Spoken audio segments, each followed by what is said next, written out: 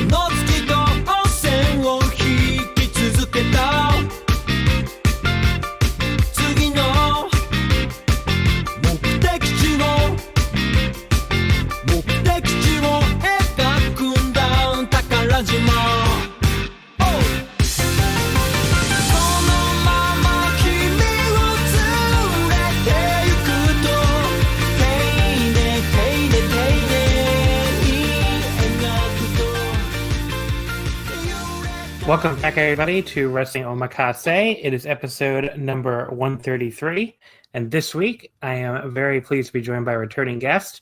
Hello, Hayley. Hello. I am glad to be back. Yes. When I plugged you in I forget which Discord, one of the two Discords, a couple people said they're happy to have you back on. So I don't know how often that doesn't happen super often. So I guess you can take that as a compliment, but all right. And every other guest can take it as an insult. I hope they do. But how you been? I've been pretty good. Nothing really exciting has happened since last time I was on. So, Have you been watching Magia Record? Are you up to date? I think I'm up to date. Unless a new episode came out earlier today, I should be up to date because I've watched up to episode 7. Okay, I think 8 came out yesterday, so I guess you're 1 week behind. Yeah. Yeah. I'll just watch that after this. What? Yeah. I mean, it was very like I don't know. I sat down. I watched that show with my girlfriend, and she was like very annoyed by the end of it because she's like, I don't know. She's like starting to get worried that they're not going to give a lot of answers, I guess, towards the end of the show. But there's like only 5 episodes left now, and I don't know. It is a very mysterious show, but it definitely seems to annoy me less than it annoys her. But you already know all the answers, I'm realizing, right? Because you played through the game. Well, I started playing through the game. At some point, I got like really frustrated because honestly don't like the gameplay. So now I just like watch like the stories on like YouTube because people just put them up on there. So I think I'm like only a chapter behind, so I know most of the answers. Yeah. Okay. So without spoiling me, is there going to be satisfactory explanations for what the hell's going on? Like, no. I'd say it's something that I guess leads to more questions, but it's like there's something big behind a lot of this. That's a really interesting development, but it will answer some questions, but also bring up some new ones. There you go, the Madoka lore. I wonder if it's my theory is that they're like in a different, and of course, like probably 99% of people have no idea what I'm talking about. But anyway, my theory is that they're in like one of these alternate timelines that Homer created when she kept going back over and over again. But I don't know. Maybe do you want me to tell you? Because I don't want you to tell me. It's okay.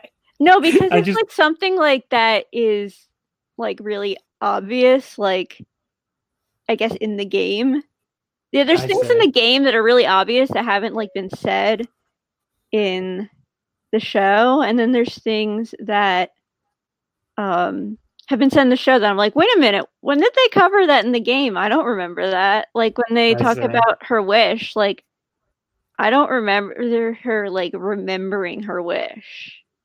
Right. So I'm glad you're at least a little confused too. Everybody's confused. Yeah. I like that. The show is just so pretty though. So at the very least, it is like a ridiculously, attractive looking anime. So definitely can recommend it on those grounds. Although I don't know if people could watch it without watching Madoka first. I think they have to. Like, yeah, they probably. Because like I know playing through the game, I'm like, this game's not going to make sense to anyone who hasn't watched like Madoka. Yeah. And then like with the anime, it was like even more so. I think. But yeah. So everybody, go watch Madoka. Go watch the Rebellion movie, which we actually just rewatched the entire thing last weekend. We had like a 3-day weekend, I guess, just because it was on our minds from Magia Record, and it's still very good. Still enjoy it a lot. But not breaking any news there, I guess. Yeah. But although I don't know how you did. I don't know if we talked about it last time, but were you one of the people that liked the ending of Rebellion, or one of the people that hated it? I have like complicated feelings on Rebellion. That my main thing is that I take it as like an alternate ending instead of as like the real ending. Like I take the show and like the implication of like I want to say it's spoiling Madoka, but like there's an implication of where Homer is going to go eventually. So I take that as the true ending, and so to me, Rebellion is like an alternate one, and if I take it like that, I actually really like it because I kind of like the idea of Homura making like the wrong choice, because like at this point, like she's so like traumatized that of course she's gonna like, to me her choice, like it makes sense in that context, even if it's like the wrong thing to do.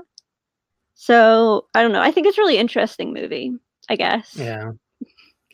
I mean, by the time she does, the thing I didn't realize watching Rebellion until rewatching it again is like she gives you so many hints of what she's gonna do before she does it. Like she basically tells them, "Do not save me," like over and over again when they're trying to save her, and that's in the like fake city that she constructed. And then once they do save her, there's some line where she basically says like she knows what she's gonna do, or she made her choice or something. I'm like, oh, okay, she already figured out that she was gonna pull her down from the heavens or whatever. But, I mean, I only saw Rebellion once, so now I'm gonna I guess rewatch it soon so I can like look out for stuff like that.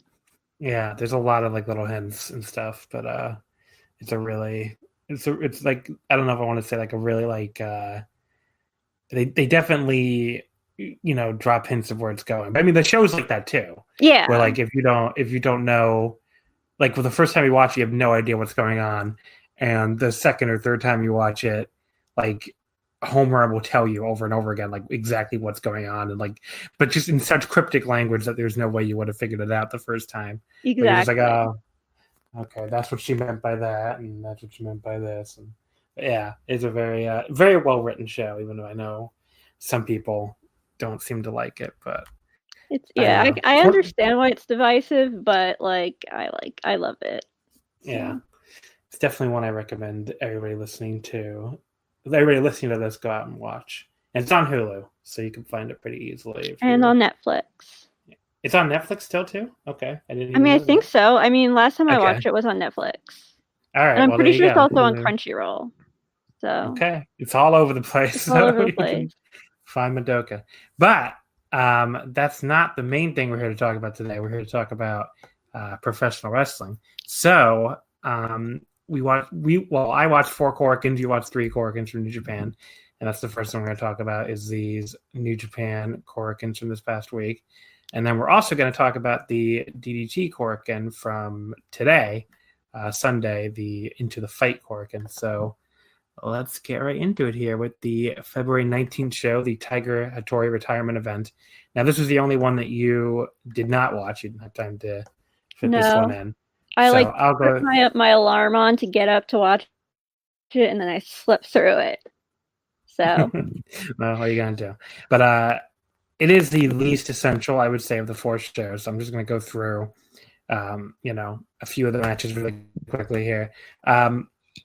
This is both the retirement shows had kind of, I guess you would say, like pedestrian-looking cards on paper. I think one of them was way better than the other one, which we'll get into when we talk about that one. But this show, it's not like it was a bad show or anything. It's nothing that I would say was like painful to watch, but it was very skippable. I mean, of the 4 shows, definitely the least interesting actual matches. The main event was the second of the 2 Tiger Hattori retirement matches. Tetsuya Naito, Shingo Takagi, and Sanada, defeating Okada, Ishii, and Hiroki Goto in 15:57. Sanada pinning Goto at the O'Connor Bridge. I guess a little notable that Sanada got the pin there and kind of, had been in like a little bit of a funk lately since he lost to Jay White back at the New Beginning in Osaka. So you could say he maybe got out of it a little bit here and got some momentum going before the New Japan Cup. The match itself, you had the Shingo and Ishii slugfest leading into their title match the next night. Weirdly, like the biggest weak point of this match was Okada and Naito. I don't know really what went wrong, but they had like a couple weird botches, like one in the corner, and then they also kind of fucked up a swinging DDT into like a weird counter, like into the Okada neck breaker. It just didn't look good. And then there was another like little weird botch with Shingo hitting a Phantom Lariat and Ishii. So I don't know. I had to take points off for all that, wackiness and missed moves, but it was still the best match on the show and still a lot of fun. But it was definitely a little bit sloppy. I don't know if they were just like a case where they had been off for a little while and they just didn't get need to get their feet back under them or something. But I only won about 3 1/4. But it was a good little match. Definitely nothing you need to go out of your way to watch.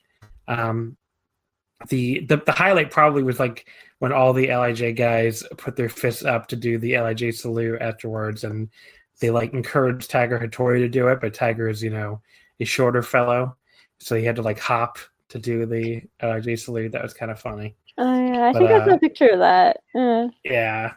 The retirement ceremony itself was very sweet. If you're going to watch anything from this show, I would say definitely, not just talking to you, like to the listeners as well, if you haven't seen anything, definitely watch the retirement ceremony. It's it should be on YouTube. It's definitely on New Japan World with subtitles and with all the rest of the promos from that night. And you had basically Tiger. I wasn't sure if Tiger was going to be like a crier or not, and he was very much a crier. He was very emotional throughout this entire thing. It was very sweet. And, you had the great Kabuki showing up, Hiroshi Hase, Keiji Muto, and Riki Choshu. Choshu and especially goes way back with Tiger, from all their days and I think in Florida and stuff. And, Ishii was like, again, like not a guy you expect to see a lot of emotion from, but he was like crying after this. And I think it's also because he goes back with Tiger and Choshu from that whole connection. So he was very emotional.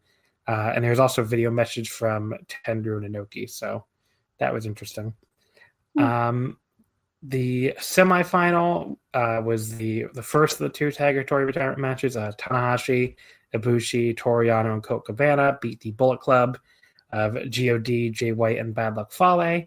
Yano beat Fale in 12:58 with a backslide after a low blow. There was really nothing to this, and this is like, if anything was a drag on these Korakuens, because for the most part, I thought everything else was pretty good on these shows. It was the Bullet Club team here. I mean, Bullet Club in general is kind of a drag. When you compare, I don't really get people who like love the current Bullet Club. Like, to me, they're just like so inferior to the other major New Japan heel unit of Suzuki-gun. I mean, I don't know. It's not even. I like Kenta. I like Ishimori. Jay White, I can, sometimes he can hit for me. Other times it can be pretty insufferable. But the rest of the unit is like, ugh. But they were definitely a drag. For me, Kenta's one of my favorites actually. But otherwise, it's like Ishimori is good. I don't think God is. I think they're decent tag team, but I've just seen too much of them at this point that I'm sick of it.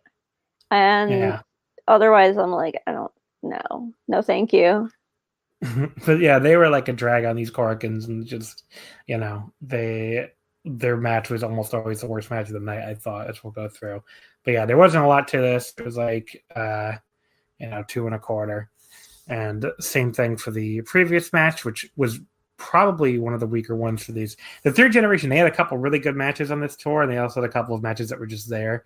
And I thought this one was just there, which was Nakanishi, Tenkoji, and Nagata beating Suzuki, Taichi, Desperado, and Kanemaru. Kojima pinned Kanemaru in 950 with a lariat. It did start the winning streak kind of thing they had with the third generation, which I thought was a neat little thing. I mean, old people win in New Japan so rarely that like it's like it felt like a big deal when they were getting all these wins, even though, you know, if you really look at it, they, with one exception, which I guess we'll get to, they were mostly pinning people that, you know, take pins all the time. Like obviously Kanemaru is not exactly the top a main eventer in New Japan, but you know, it just felt really cool just to have the third generation go on this winning streak leading into their the Nakanishi final match on the 22nd. But you know, if this was WWE, I mean, old people winning is not anything new. I was thinking, like, when you said like old people win so rarely, I'm like, the anti-WWE. I mean, an old person might win the Universal title on Thursday in the Kingdom of Saudi Arabia. So. Wait, what's the match? Goldberg versus The Fiend. I'm gonna for the Universal Championship. Oh my god! I'm so glad I don't watch WWE. Goldberg, Fiend versus Berg, as a friend of the show Kevin Brown put it on Twitter. But yeah, it's going to be quite the match. I am also not going to watch that, I have to say. Yeah, I mean, like, obviously, I'm not going to watch it. Yeah. But yeah, so the old people got a little winning streak going that started here.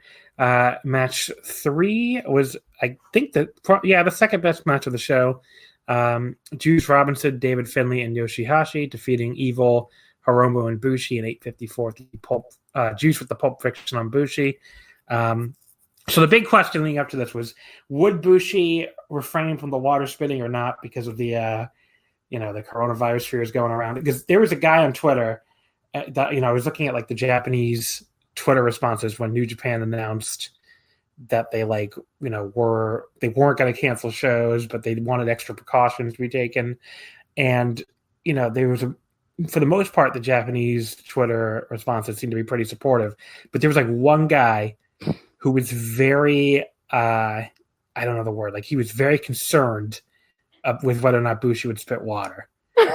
Like he was like, Bushi must, I mean, obviously the auto translate is going to mangle it, but it was something like Bushi must be told not to spit water or something. And it's like, I don't know if they read that tweet and they told Bushi or what, but he came out and like, all week he did like the pose on the top rope and like I don't know how to describe it, like the thing where he like moves his two hands away from his mouth, like and then puts his mouth up like he's going to spit and then just didn't spit. So I don't know, but for some reason that was funnier than if he didn't do the pose at all. Yeah. But Kanemaru meanwhile still spit the whiskey. So I don't know. I guess Kanemaru didn't get that memo, or maybe he thinks the alcohol is a disinfectant. Well, they're Suzuki-gun, so like they're heels. They want to infect people. I guess so.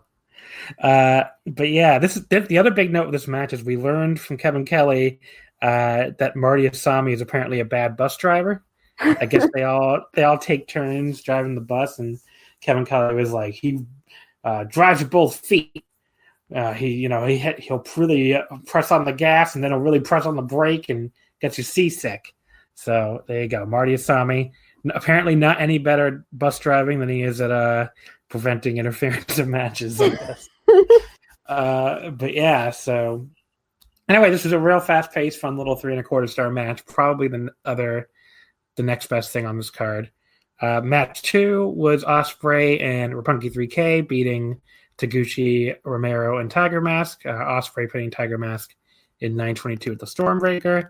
There wasn't 3-star, little fun little match. Again, nothing you had to go out of your way for, but there was some hype for the junior tag title match the next night, where Rocky and Taguchi attacked the Roppongi 3K team and put them in holds afterwards. So there you go. And the opener was GBH, Makabe and Honma, and Toa Hanare beating the Young Lion team of Yota Tsuji, Yui Oimura, and Gabriel Kidd in 9:27 with the Toa bottom. And, of course, Toa Hanare pinning Gabriel Kidd. So that's your Tiger Hattori retirement show. I mean, you could really get away, like I said, with just seeing the Tiger Hattori retirement ceremony. I do think that's worth watching, but everything else in the show, pretty skippable. Definitely the weakest of the 4 Korakuens. So the second one on February 20th, the first of the 2 New Japan Road shows. And the first one I watched. The first one you watched. Yeah. The main event was Shingo Takagi defeating Tomohiro Ishii in 27:04 with the Last of the Dragon to retain the Never Openweight Championship, his first defense as the 29th champion. What did you think of Shingo versus Ishii? I've talked a lot, so you can definitely start out here. I guess for me, like, I don't know. It wasn't a bad match, but I guess like I wasn't like too excited by it either. I actually kind of forgot it happened until you said it. Like for me, like Ishii, like I'm so used to his kind of like thing that like when he's going against the guy who kind of can work similarly to him, I'm not like interested. It's like, you know, someone with like a very distinctly different style than like I like his matches. And Shingo is like, I don't know. I can't get into him, and I don't even know why, because he is a really like great wrestler. But there's just like, I don't know. There's some disconnect there for me. So like for me, the match was like, it was good, but it's not like memorable. But if you're not like me and actually, you know, like most people, and you actually like Shingo, then you'll probably like it, I guess. I mean, it's interesting to hear you say that, because the knock on him in Dragon Gate, which some people have always said, you know, I know the Voice of Wrestling flagship will always say that, like, they're not sure if it was really a thing. But the knock on him in Dragon Gate was that he struggled to connect to, like, the audience there, and, like, you know, that they didn't really get behind him as a top babyface and stuff. So I do think there is something to that. There's a certain, I don't know, he's a way better heel than he is a babyface, and he's not, like, naturally likable, I don't think. Which, not that LIJ are like white meat baby faces anyways, which is part of the reason why I think he fits in here. But, like, you know, they're not heels either. So at this point, so like, and I don't know, I can definitely see why you might not connect with him on that level. Yeah, that's like, I don't even like really connect with him as like someone I want to boo though.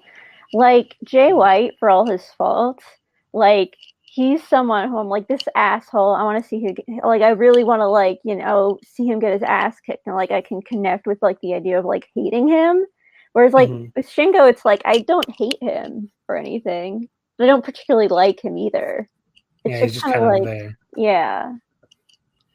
So I did like this match a lot. I would say not to the level of the G1 match they had last year. I think it was quite a bit below that, but I still went 4 1/4.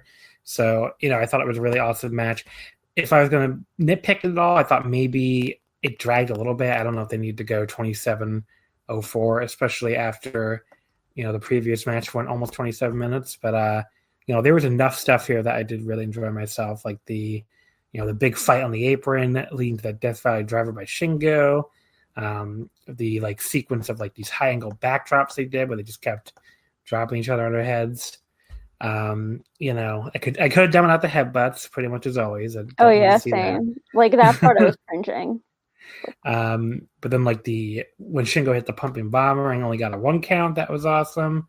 Shingo did like a modified Michinoku driver, which Chris Charlton called an Ishii driver. I didn't know like when's the last time Ishii did that? Anyway. But yeah, and then if I had any other complaint, I think Shingo's win felt a little anticlimactic at the end. But yeah, I don't know. I still thought it was great, and the post-match stuff was awesome. Where Ishii, like, you know, they kept fighting, and Ishii didn't want to give up, and he kept getting up and like almost falling down. I thought his, like, Ishii selling after the match was probably even better and selling during the match. So all that stuff was tremendous. So, definitely an awesome main event. But I think some people were expecting like a, like surefire match of the year contender here, and I don't think they got to that level. So the semi-main, the IWGP Junior Tag Team titles, the Mega Coaches coming up short against Roppongi 3K, who make their second defense. Show pinning Rocky Romero in 26-37 after the Strong X. So what do you think of this one? This was a weird one for me, but I'll let you go first. I really loved it. I guess because like I really like Roppongi 3K, and I have like this like nervousness always about them breaking up, or like about them like ditching Rocky. Like it's always there every time they're in the ring. Like that something's gonna happen. Like it could happen at any moment. Like I guess I'm a little paranoid about it. So like this match, like that was like at a really high level for me. But like despite that, like I thought it was really fun. I mean it's not like some big like epic, like you want something like that. It's not this match, but like, I mean I feel like junior tag matches should just be like, like kind of a fun thing. And I would say that's what this was. And, that they didn't all break up was very, very relieving for me. Yeah, do you buy into the theory that this is like their defining title reign and they're going to go on a big reign and defend it all year and then they're going to break up? Or do you just think they're not going to break up for a while? Roppongi 3K. Yeah. I don't know. I always feel like they're on the verge of breaking up, so I'm really like a bad person to ask. Well, I think that seems to be the popular theory, so I guess we'll say. But yeah, I thought this was so I ended up going 4 stars flat on it, so I did really like it. The critiques I would have with it, are like it was a little slow and boring early. I did think they went a little too long, and it was one of those matches where I think the match they laid out was probably in their heads going to be even better than this one. But there were a few spots where like it just didn't look crisp, or like, it looked a little bit awkward. And I think that did take it down a little bit for me. But, I'm picking on a 4-star match. So, I mean, it was still an awesome match, but, there were so many great moments. Like showed this like kick combo on Taguchi that I don't know if I've really seen him do before. That was really good. There was like the double submissions they had teased the night before. This time both members of Roppongi 3K were ready and they like countered into their own double submissions. So that was a cool little spot. And then Taguchi and Romero brought back the Apollo 55 tag finisher, which was like a really cool moment. And I'm glad the English announcers, I think Chris Charlton pointed it out, so that was good. And then had a really hot fresh run, a lot of great near falls with like all these inside cradles towards the end. I don't know if I would have had Rocky kick out of the shock arrow. That seemed a little excessive. Maybe that would have been better as a finish, but again, nitpicking. It was still a really good match.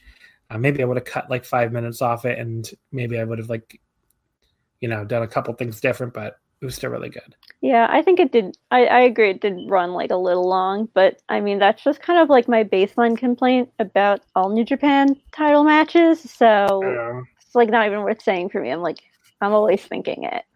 Yeah. Match number 5 was God, Jay White, and Bad Luck Fale beating Tanahashi and Ibushi, and then Finjuice in 11:20. Tongaloa, he pinned Juice after a belt shot. I like how they just put pinfall on the actual results page. They're not going to put like illegal attack or something. This was just there. I went like 2.5 on it. It was, it was fine. Wasn't really anything special. I mean, once God laid out Tanahashi and Ibushi, I thought it was like, okay, now it's even more obvious they're losing these belts tomorrow. I don't know if you felt the same way. But... Honestly, I don't even know why they won them in the first place. Like, I assume they didn't want Finjuice to lose. Like, they wanted Tanahashi and Ibushi winning the belts to be a feel good moment for everybody, not to have like Finjuice fans like feeling bad, I guess. I guess. But I didn't want Finjuice. Like, I wanted Finjuice to hold the tag titles for like a few months. So I was kind of like, I get really annoyed at like really like this like thing with New Japan right now where like there's a lot of like really short title reigns throughout the year. I would like it for people to actually be able to like defend belts more than like once or twice. Yeah. I guess so. It feels like everyone gets their legs cut out from under them because like they can't hold the belt. Well, there was that streak of the never belt where like it felt like they were losing on their first defense every time. Oh yeah. Yeah. Match number 4 was the 5th generation Nakanishi, Tenzan, Kojima, and Nagata plus Tiger Mask defeating LIJ. This is the first time the original 5 members of LIJ teamed together in a match in like, it had to be like close to 2 years since Hiromu went down with that injury in 2018. So, but they beat Naito, Evil, Sonata, Hiromu, and Bushi. Kojima pinning Evil in 2038 with the Lariat. That was kind of a stunner, and I assume that's either setting up maybe like a never 6-man challenge for the remaining 3 members of Nagata and Tenkoji, or maybe Evil and Kojima are going to meet in the first round of the New Japan Cup. But there's no way that wasn't setting up something, because otherwise, Bushi's right there to get pinned. So yeah, I was very happy that Bushi didn't get pinned. Every time Bushi doesn't get pinned, even if he's on like the losing team, I'm like, yes, I feel like I won. Yeah. I get very excited about it. But yeah, this was a lot of fun actually. Probably my second favorite of these Nakanishi retirement matches.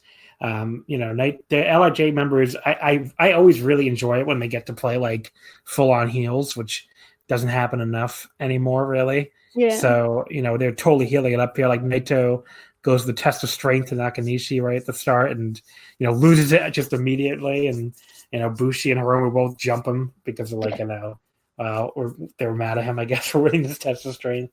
But yeah, I mean, it was a really fun stretch run. Nakanishi hit the Hercules cutter, which is that the cutter from the Argentine backbreaker, one of the all-time coolest move names, and definitely a cool move that I'm glad he's brought back here for his retirement run.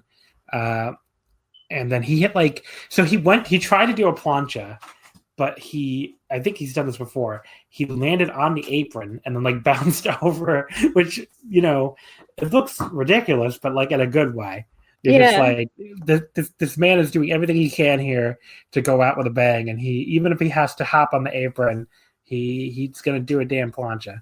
So I thought that was great. I thought, I loved it. I was like, you saw him, he kind of like put his feet down like he was going to like stand. And I was like, you know what? The fact that he's like about to retire and he's doing like such a like ridiculous move, I think that's like, impressive, to see like, older guys doing stuff like that anyways, even if it's not perfect. Yeah. I mean, he was clearly giving his all out there, and this was like the best he's looked in a while, I think. And it's just like, I guess when you know the end is coming, you can just push yourself a little bit harder. But yeah, this was great. I went 3.5 stars on it. Match number 3, Okada, Yano, and Cabana defeating GBH and Hanare. Cabana pinned Honma in 9 minutes with the Superman pin. This was not great. I did not like this at all. I went like 1 3/4. It was just a bad match. I don't know. I don't know. Like the Cabana and Yano comedy, sometimes it lands with me and sometimes it doesn't. And it did not land with me here. That's just not interesting, not fun. Just a kind of bad match. Yeah. Yeah, I know. I would agree. So it wasn't. I mean, I automatically don't like GBH very much. I don't find them very interesting. So like whenever I see them coming, I'm like, oh gosh. So I was already, even though I love Okada and Yano and Colt Cabana, I was like, it's not going to sit, not enough to save it for me. I'm already like, this is a low level match.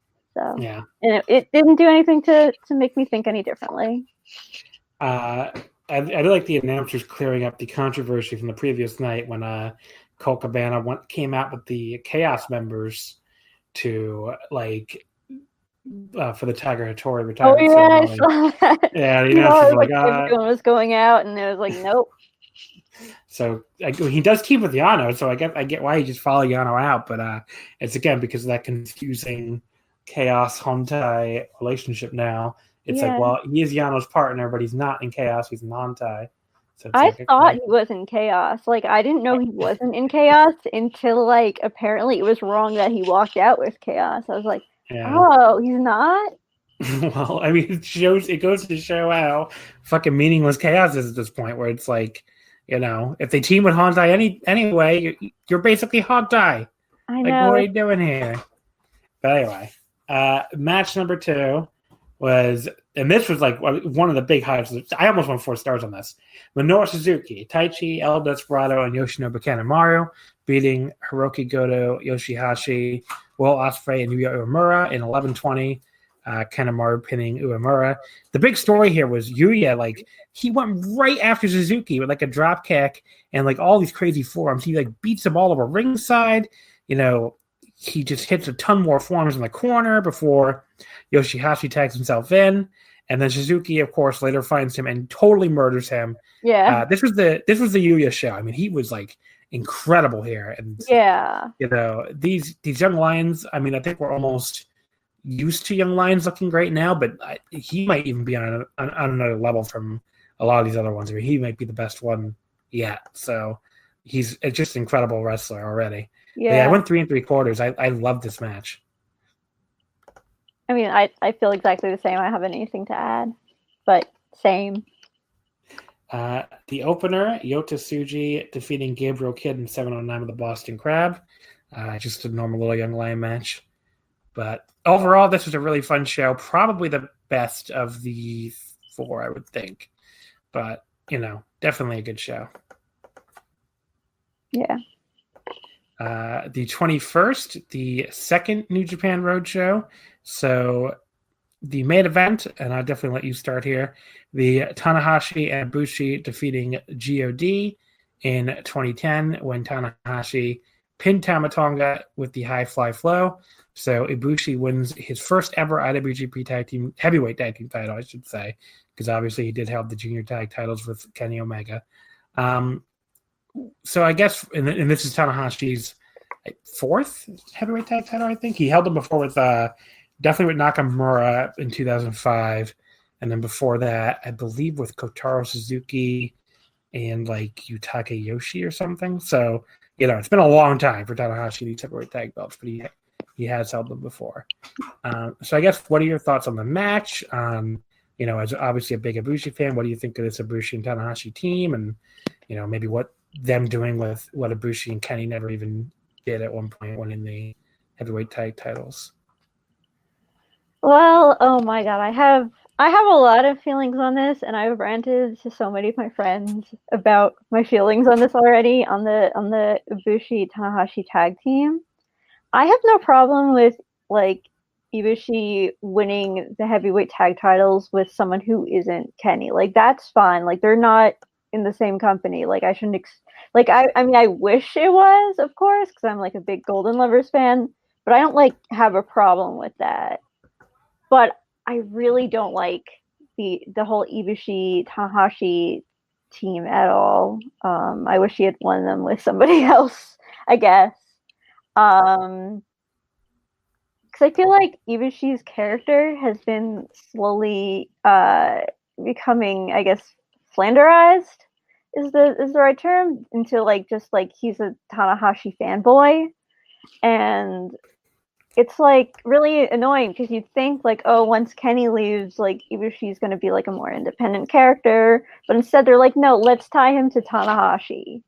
Like, I guess he doesn't really get a chance to kind of just be Ibushi on his own. And I don't know, this entire like Ibushi ever since signing has like definitely like kind of changed from the Ibushi we knew before. Like, he's trying to be like Tanahashi, and it's just like, I don't know, it's kind of like it feels like he's losing a lot of, I guess, what made him so unique and great before. I don't know. I'm just in general like, I don't know, Tana and Ibushi's relationship is kind of weird. Like Ibushi's like fanboys him, and Tana is like kind of like, you know, always been like really, I guess, kind of like a stern dad almost towards him. Like that kind of like, you know, he should become serious because he's so talented and he should become serious and try to go after titles. And then, you know, he's making all the wrong decisions and stuff when, you know, Ibushi's just trying to live his life. So yeah, I don't like their dynamic, and I don't like them as a team. And I think, I don't know, like maybe like if it was like, say, I don't know, I'm trying to think of what like a better heavyweight for Ibushi to tag with would be. I mean, Okada kind of obviously comes to mind because like they're both like in that tier, and you know they'd probably be an interesting team. But I can't see Okada being in a tag team. So I don't know who he would tag with, but I definitely don't want not Tanahashi. See now, so you don't even like it as like a time killer for them, I guess. No, because I don't like what it does for like Ibushi's, I guess, progression. Like his, I guess I know this is like a taboo like thing to talk about. Like people like get angry, but like his storyline. Yeah, I know people hate that word, but it is kind of like, you know, naturally that happens over time, like with any athlete, and especially in professional wrestling where the results are all fixed. That they kind of have like a, you know, a life story. And, you know, this one is a fictional life story, but presented as a real one, I guess it's a storyline. I don't know how else to describe it, but I don't know if any of that made any sense. But yeah. No, it makes sense. Yeah, like, I mean, it definitely feels more like Tanahashi's story than Ibushi's story this whole title reign. I mean, I definitely did notice that going. I mean, they come out to Tanahashi's theme. I mean, you know, and it's interesting because when Ibushi beat Tanahashi in the G1 last year, you know, that almost felt like a changing of the guard kind of moment. Like, oh well, now Ibushi is going to be the head of Hontai. Yeah. But like, you know, he goes on with the G1, but I don't know. It is a little bit of a weird vibe where like he loses, you know, obviously he loses to Okada at the Dome, and then like 2 nights later, he's just like, well, how about we go with the tag titles, Tanahashi? And it's like, I don't know, don't you want to be IWGP champion still? I don't know. Yeah, and he was like, he was like, oh, I'm like, he like lost to like fucking Jay White last night, and then all of a sudden he's like smiling because he gets the tag with Tana, and I'm like, this is ridiculous. Like, what is going on? I mean, it is one of those things where it's like, yes, obviously, in an outer character way, it makes sense. Where it's like, okay, well, this is Naito's run right now, and we don't want to do Naito Ibushi or Naito Tana right now, so you know, let's put these two together and have them, you know, kill some time with these tag title matches, and we can put on some big matches or whatever. But like, you know, a character is kind of like, I don't know, why do they suddenly want to be tag team champions when these belts have meant like, I mean, I guess you got to start somewhere, but like these belts have been like nothing for the past, like, you know, I don't know, like the past decade almost. So it is a little bit strange. But as far as the match itself goes, do you have any thoughts on the actual match? I mean, I was fine. Like, I liked it. It wasn't anything stellar. I know that God did some sort of like cheating at some point, but I don't even remember what it was. Like, that's how like kind of like, I guess, sick I am of GOD's like thing is that like it doesn't even register to me anymore that they're like doing things. Like, I'm kind of like pissed that we didn't get Tanahashi and Ibushi versus Finjuice, because I actually think that would have been an awesome match. But I mean, we might still get it at some point. Yeah. But, yeah. I mean, they are still like in the backstage comments, they're still kind of teasing it, but you know, obviously it's not going to be the next one. You know, this match I thought was really good by the end. You know, I didn't quite go 4 because the big problem with the match was, you know, 120 minutes, the first like almost 10 were just not that interesting. Like there's a lot of like side headlocks and like a lot of kind of the usual really boring heat segment from God. Yeah. But Ibushi did some interesting stuff in the first 10 minutes. That was the only good stuff about the first 10. And then after the 10-minute mark, it really picked up. If this was like a 10-minute sprint, it would have been like a really awesome match. There was like Tanahashi kind of made his own comeback, on both members of God after Ibushi got taken out the gun stun. Hit the high fly flow. Again, I guess this kind of speaks to your point, actually, but he would have beaten both members of God by himself if Jado hadn't pulled the ref out after Tanahashi hit that high fly flow on the first one. Because, basically, Ibushi got taken out by Tama Tonga with the gun stun. Then Tanahashi just beat the shit out of both members of God by himself. Yeah, exactly. And had one of them pinned. But, exactly. But Tagaloa does give Tana a belt shot, and then, he brings Ibushi in for the same thing, but Kota ducks, and, Tama Tonga gets instead, or I think Tama Tonga, I don't know. Somebody takes instead. And then, Kota gets his turn to go nuts, and he takes out Tama Tonga with a high kick. He hits the Kamigoe, hits his crazy dive on Tagaloa and Jao to the floor. But yeah, so Ibushi did get a big shine spot at the end, so that was good. Yeah. But then Tanahashi, hit the high fly flow again, and this time got the pin. So yeah, I did think this was really good. By the end, I went 3 3/4, but can't quite go 4 stars when the first half of the match was so boring. After that, of course, the Dangerous Techers, Taichi and Zack Sabre Jr. ran out and attacked them. This was awesome. Yes, this was so good. I loved it. I actually want them to win. I'm like so excited about this. Yeah. There's such a I don't know, it's not a word you're going to hear in a lot of pro wrestling podcasts, but they are an adorable team. They are, especially if you follow their Twitter and stuff. Yeah. They all they do is sit in these bars drinking together. It's just great. Yeah. And it's funny because at one point, years and years ago, Zach hated Taichi.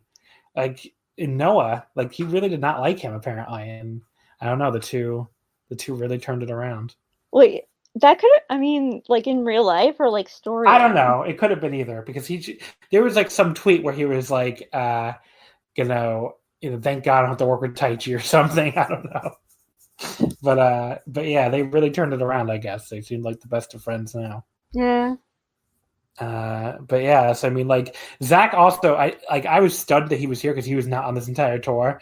But then he comes backstage and he's just I can't do a Zach accent, but in his amazing voice, he's like, "I live in Tokyo now, you idiots." Basically, his explanation for why he was there. So that was great. But yeah.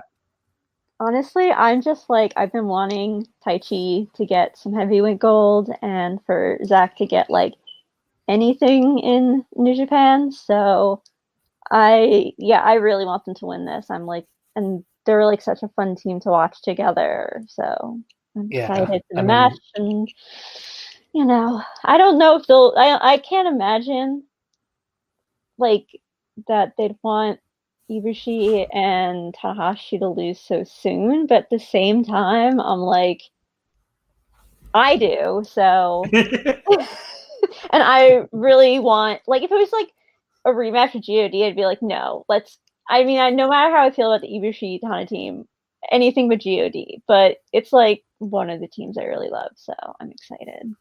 Yeah, and I think it might be at the anniversary show next week. It wouldn't surprise me because you'd think they're also building Zach and Moxley for the U.S. title, which I assume will be for Sakura Genesis at the end of the month. So I don't know when else they're going to do it because the day after the anniversary show is the New Japan Cup. But as you're listening to this, you, the listener, might have all the answers, but we do not have any cards. Apparently, we're going to get the card for the anniversary show and the New Japan Cup bracket probably on Tuesday because Monday is a national holiday in Japan. So I think that's what's going to happen.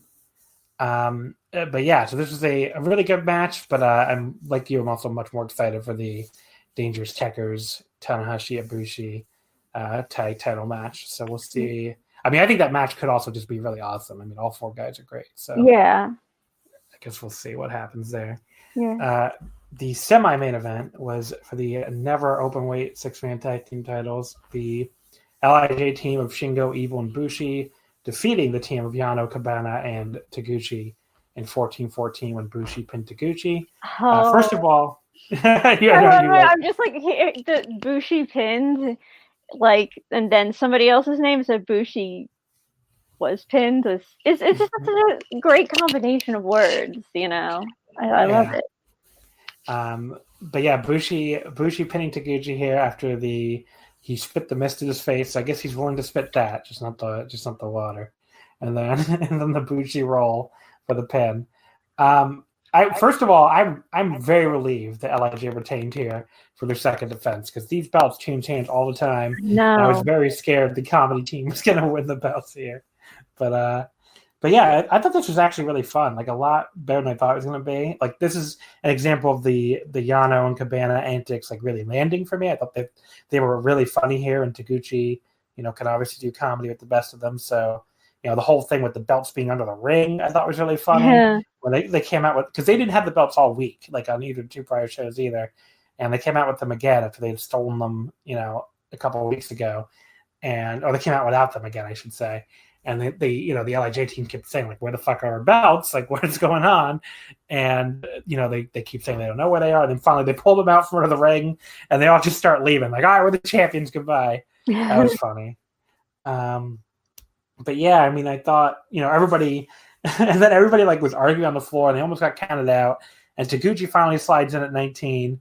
And then, he runs right into all three members of LIJ. That was funny. So I went 3.5. I thought this was good. What did you think?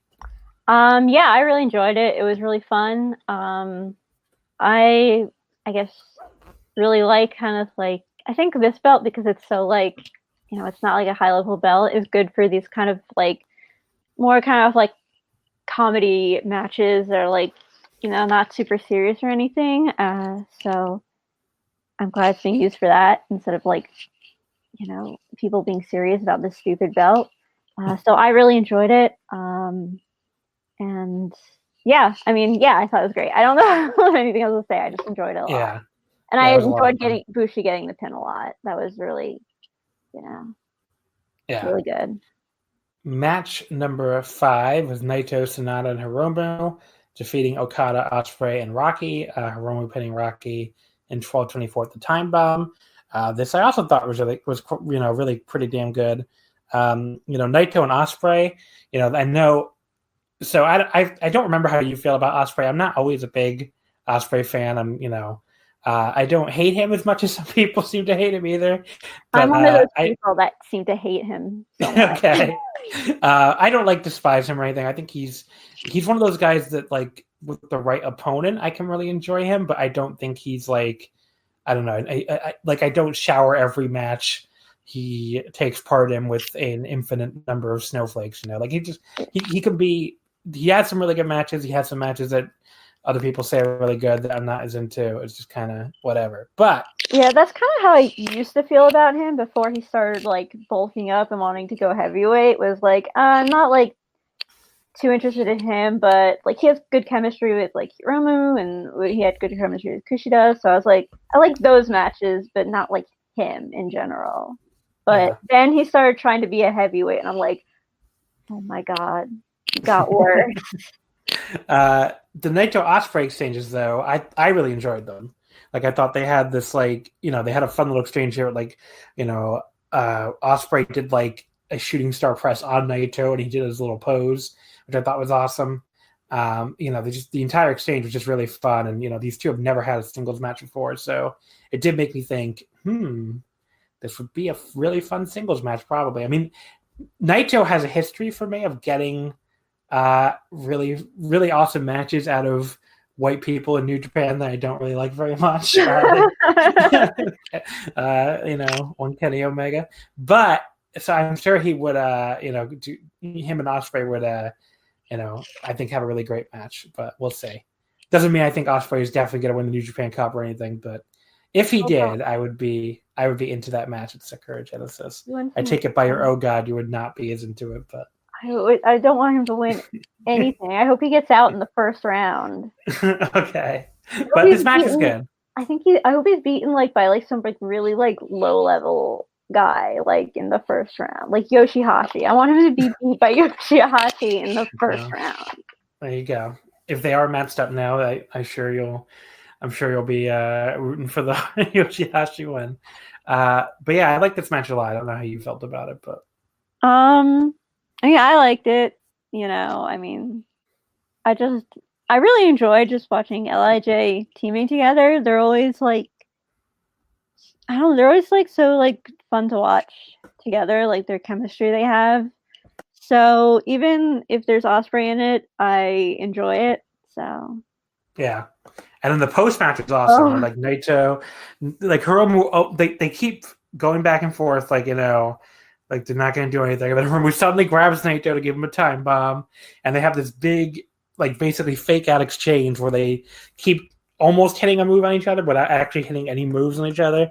And then Hiromu puts the hat back on Naito's head at his request. I love it. That was awesome. It was so good. Like when Hiromu went for the time bomb, I went like, oh, because it's like it felt like there's the tension there, then he finally did it. I was like, oh my god. But it was so good. It was so good. And then like Sanada being kind of like awkwardly like, eyes, what's going on? Kind of like timidly coming in for the fist bump, worried that they're kind of like gonna start fighting again. You know? It's like, why are mom and dad fighting? Yeah.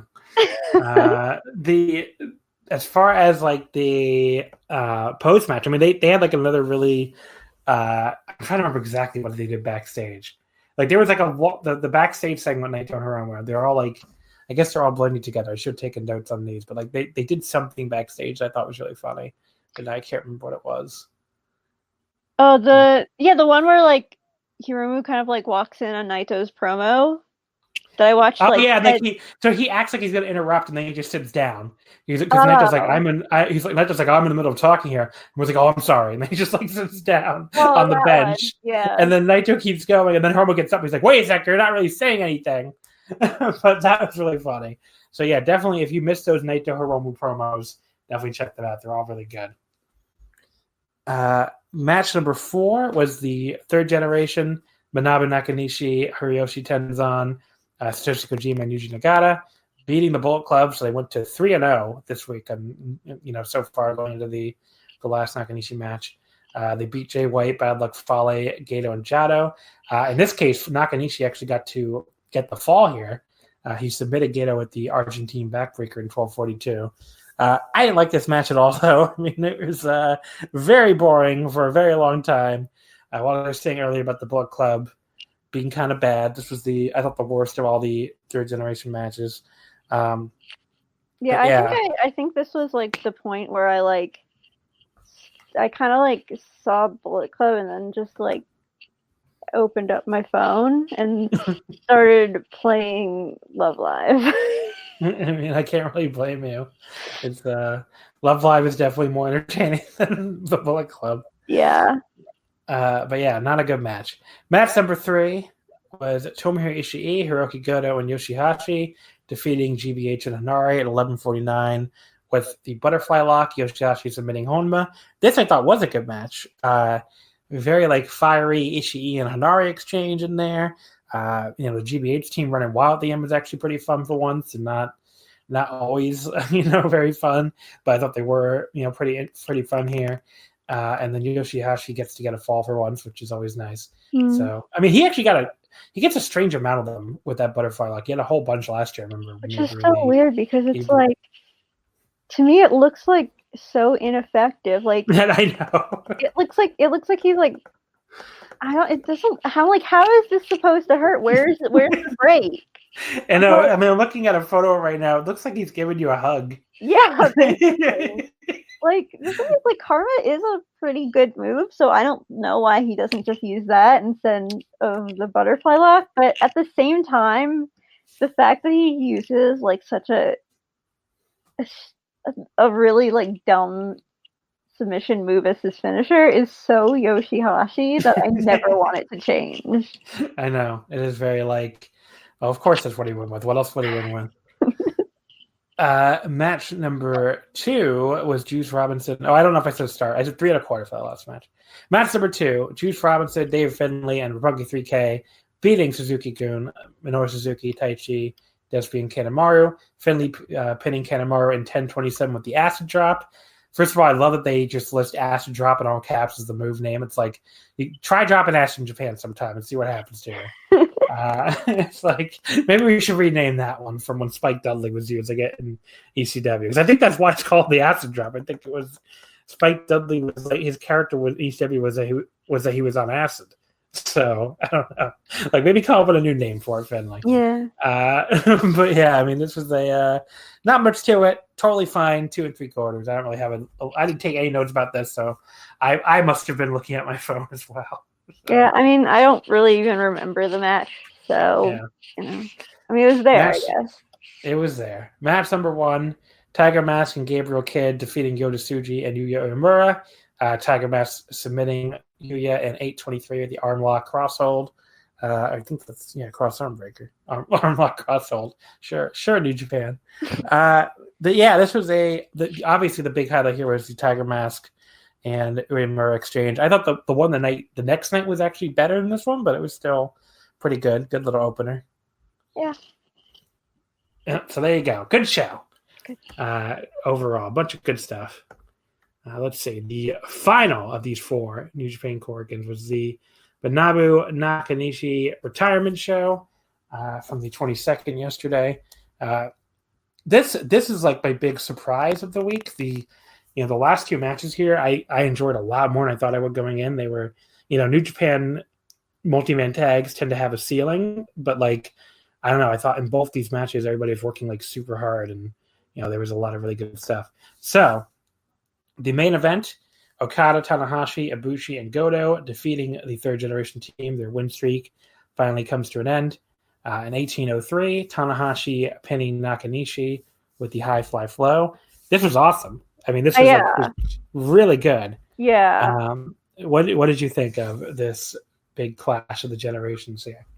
I thought it was really great. I liked the spot where all the older guys are doing like their submissions on the younger guys. I thought in the ring, I thought looked really awesome. I really loved like seeing like Ibushi, who's like who's like never played a heel character, like getting to like heel it up. Like when he like they're booing him and he like does the thumbs down. I'm like, oh yeah, there he goes. I thought that was great.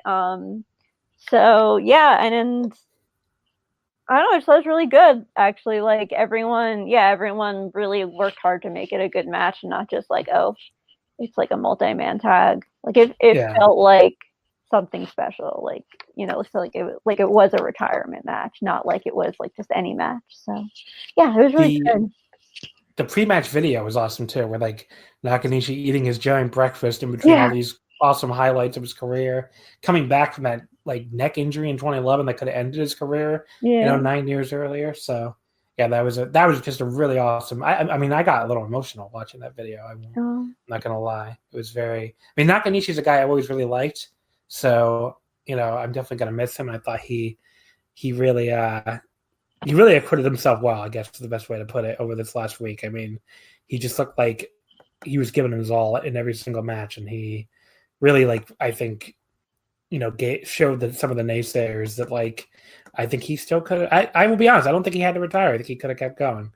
And, I get why he chose to. I'm sure he's in a lot of pain. But the fact that he came out and, kept putting on these matches, and kept putting on these performances and these tags, even when he looked like, I mean, look, let's be real. He looks better in these matches than Honma has looked since he came back. I mean, that's by a lot, I think. Yeah, definitely.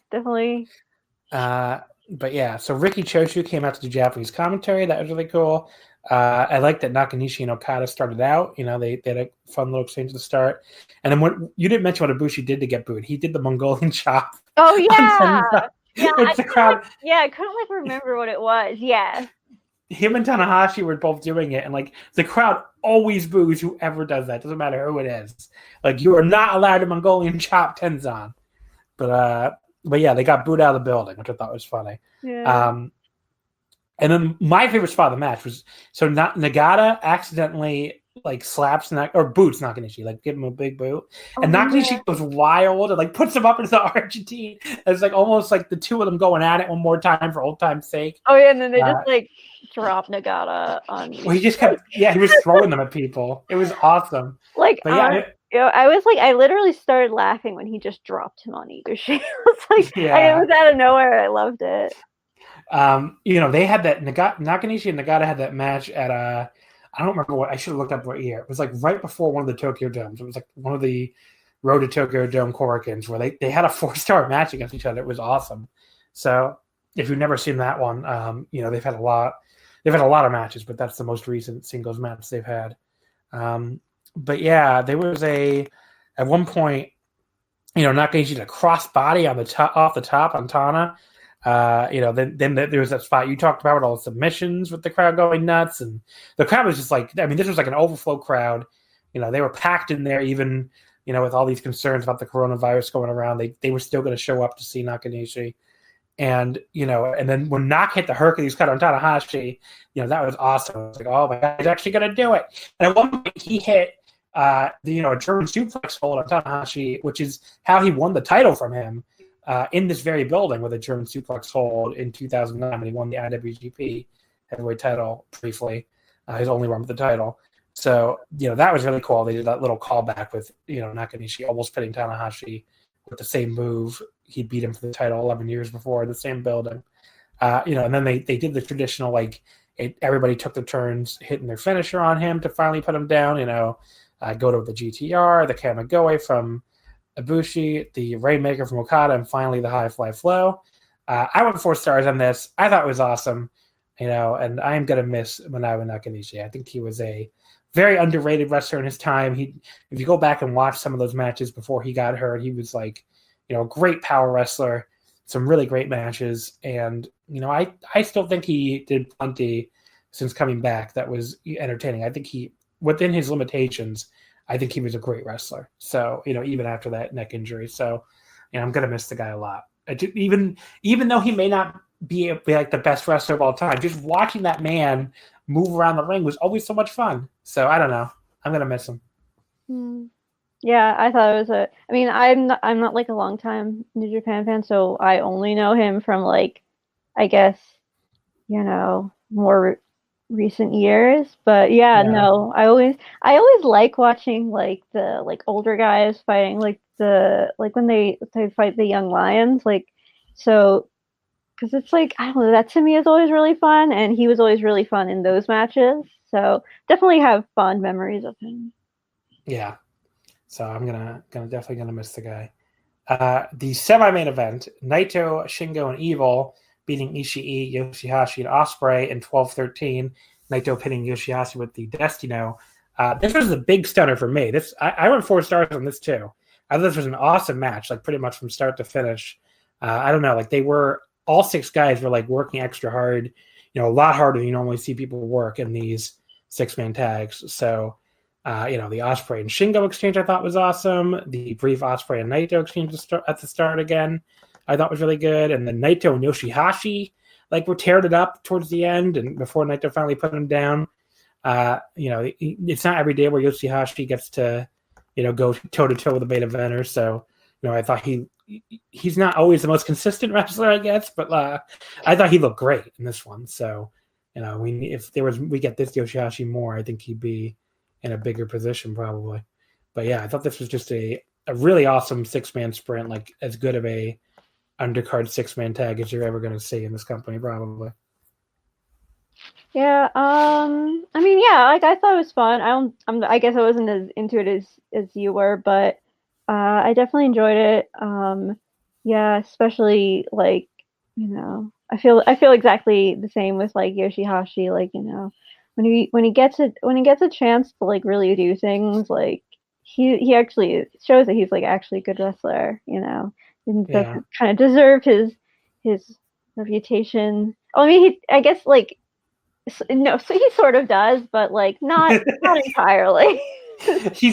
He is very vanilla a lot of the time, but very occasionally, when he gets a chance, he'll really blow you away in a way that not a lot of these low card guys. Like, look, I mean, there's a difference between him and like Yujiro, you know? Oh yeah. Like, Yujiro is never going to have a performance where like he blows you away. So, I mean, he blows me away every time he brings out Peter. I mean, I feel blown away. Different kind of blown away. Match number 4, the Bullet Club, Jay White, Bad Luck Fale, and God beating Finjuice and GBH in 9:30 when Jay White beat Honma with the Blade Runner. I've had enough of these fucking Bullet Club multi-man tags. Like, by this point, I was like, God damn. If I wasn't doing the show, I probably would fucking skip this because I can't take any more of these Bullet Club matches. They're so boring. I actually did kind of skip this. I did. I was like, I'm like, I can't. Not even. Like, I was like, because like normally I like don't watch like matches with Ospreay in them, but like I did because I knew it was going to be a show. But I'm like, this I cannot take. There's on one side there's GBH, on the other side there's Bullet Club. I'm not doing this. I have a limit, you know. Well, I can tell you right now, you didn't miss a goddamn thing. I had a feeling, yeah. I'm like, Jado. As soon as you see Bad Luck Fale, you know it's like I don't have to watch this, and I probably shouldn't, you know. Jado hit Honma in the leg with a kendo stick, and then we got the Blade Runner because yes, we need interference to beat Tomoaki Honma for some reason. This fucking sucked. I gave it, if you want to know my exact star rating, 1 3/4 stars. That's what it gets. Fuck this match. Match number 3, much better, thankfully. So pretty much everything else in the show was really good. Actually, that was like the only match that sucked.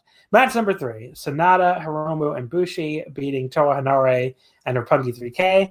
Hiromu pinning Yo in 10:49 with the LAT. Forget what did he call it, the lat or the LAT? I can never remember. I don't know. But this was great. I mean, you know, great double team work by Hiromu and Bushi. And they pinned Yo here with that's like the double team wheelbarrow move. That's what that is. Oh, so yeah. That was really good. You know, it looks like we're going to get Hiromu and Bushi against Roppongi 3K for the junior tag titles, probably at, I would think, Sakura Genesis, because obviously Hiromu's busy at the anniversary show. But, yeah, I mean, that'll be awesome. And maybe it'll set up Hiromu, you know, defending the junior title against Sho or Yo or both. So I'm all for that. Let's get the junior singles and the junior tag champions mixed up. That sounds great to me. Yeah. I thought it was, you know, a good match. I always love watching Hiromu and Bushi as a team. I think I definitely think they're one of the most interesting junior teams. And so I think the idea of like, even though Hiromu's you know, he has the singles title, the idea of him also doing the tag titles with Bushi is actually really exciting, and you know, I'm excited to see where that goes. I thought it was also nice for Henare to get away from GBH for one night at least. Like he got to show what he could do here, and you know, get to do something else for a change. So that was good. Yeah, I was like, he's actually a pretty good wrestler, you know, like to me, like, cause, yeah, he tends to team with GBH a lot, and I just like, yeah. I hear you. But yeah, that was good. 3 1/4. Match number 2 was Minoru Suzuki, Taichi, El Desperado, and Yoshinobu Kanemaru beating the team of Yano, Cabana, Taguchi, and Romero. Taichi beating Romero in 9:51 with the Seitai Jujiro. What the hell is that again? That's the freaking stretch plum. There you go. Okay. So he tapped him out with the stretch plum. But yes, this was again a very fun match, 3 1/4 star match. I like whenever Suzuki and Yano are in the ring together. You know, they always have to reference the weird like career long feud the two of them have together. You know, like the weirdest feud of all time, Suzuki and Yano. Yeah. But yeah, and then Taguchi de-pantsed Taichi once again, which almost got him pinned via a cradle. So and then he like threw the pants over Taichi's face and almost got him pinned again. So that was some great de-pantsing near falls. But yeah, some really fun little 10-minute match. I enjoyed myself a lot. Yeah, I thought it was fun. You know. And then the opener, Yota Tsuji and Yuya Uemura losing to Tiger Mask and Gabriel Kidd. Tiger pinning Yuya in 7:21 with the Tiger suplex hold. Good little 3-star opener. Enjoyed Tiger and Yuya, having their big exchanges. And, Gabriel Kidd, he looked good away from El Phantasmo. That's the best thing I can say.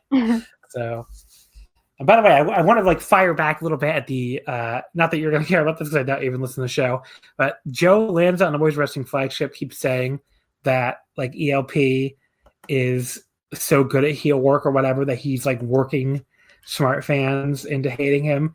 And I just want to say for the record, that is not why I hate him. I think he's a poor professional wrestler. So yeah, I mean, he's a good heel would be someone you want to see get beat up, whereas ELP, I'm just I don't want to see him. He's just kind of exactly, yeah, I mean, that's exactly it. I mean, look, he's not a good heel if I just don't want to see him on my television. A Jay White is a good heel. Jay White, I don't always enjoy his matches all the time, but I'm not begging the guy to get the fuck off my TV, and I want to see him get his ass kicked. Yeah, and I like it when Naito runs him, gives him the Manhattan drop and stuff, and is kneeing him in the crotch. That's good. It's good that he's getting punished. But ELP is I don't care if anyone beats him up. I just don't want to see him on my television screen. I want him far away from me. So that is not good heel work. That's just, he's an annoying human being and a professional wrestler I usually do not enjoy. So yep. Anyway, but overall though, very good show. I'd say all three of these shows are really good. Definitely check all three of them out. I think the only one that was skippable, like I said, was the one that you chose to skip, the Tiger Hattori retirement show.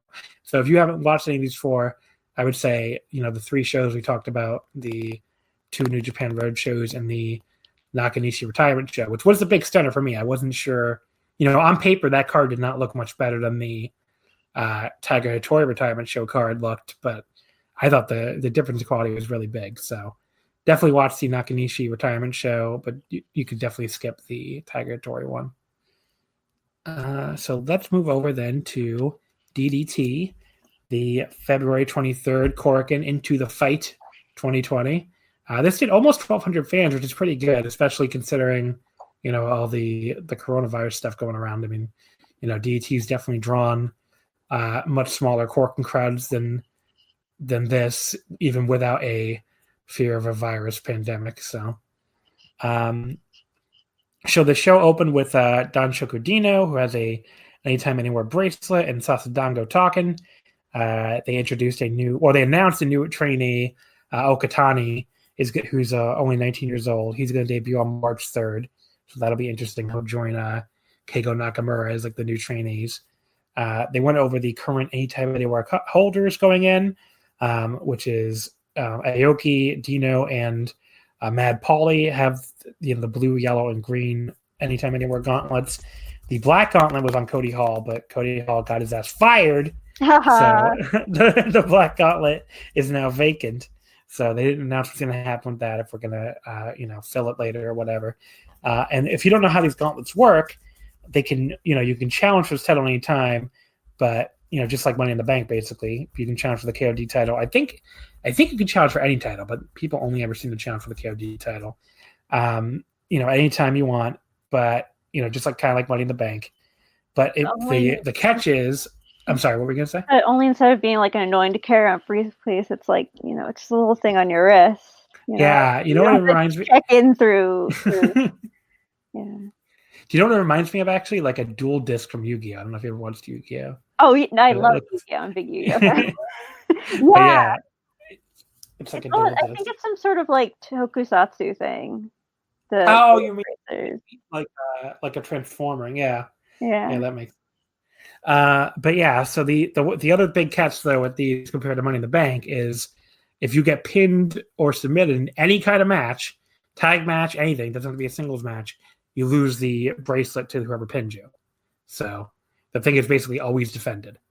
And the other contract, the new one they introduced this year, is a freaking sword. Yeah. The Saitama Super Arena sword, which you cannot turn in to challenge anytime or anywhere, but it means that you are in the main event of the Saitama Super Arena show, Wrestle Peter Pan, in July. So you have to hold that thing all the way through, and the same rules apply. So you can lose that at any time if you're pinned or submitted, but you have to hold that. If you hold that thing all the way to June, it's June actually. If you hold it all the way to June, you'll be in the main event of their biggest show of the year, the biggest show they've ever done, honestly.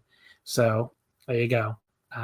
That's the holder of that going to the show was Daisuke Sasaki. So remember, as you go through these results, if any of these people get pinned, they lose their contract or their sword.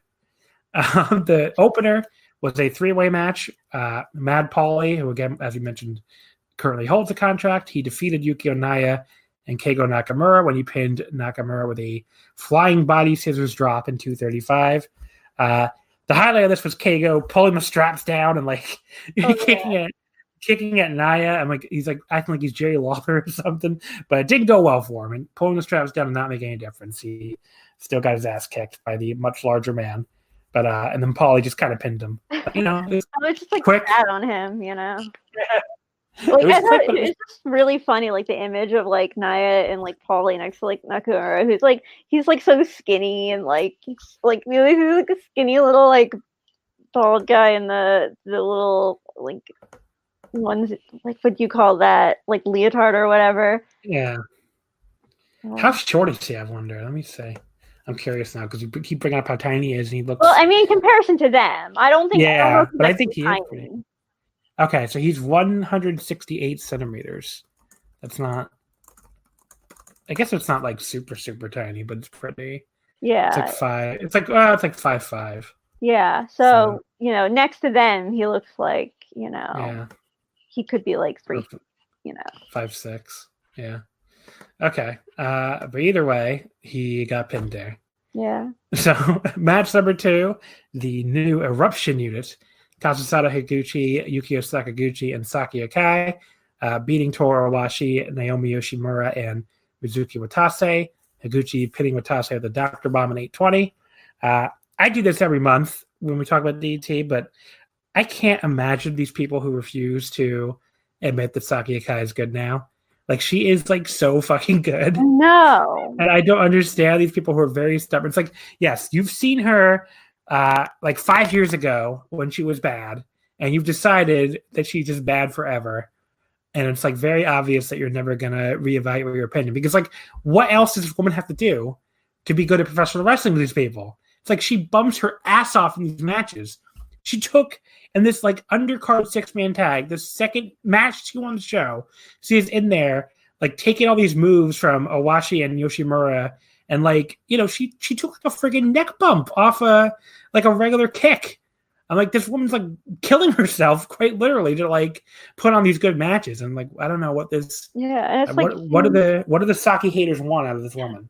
That's like she's like kicking the shit out of everyone. Like, I love it. I love when she's just. Yeah. It's so good. I don't get it. She has become like a great bumper.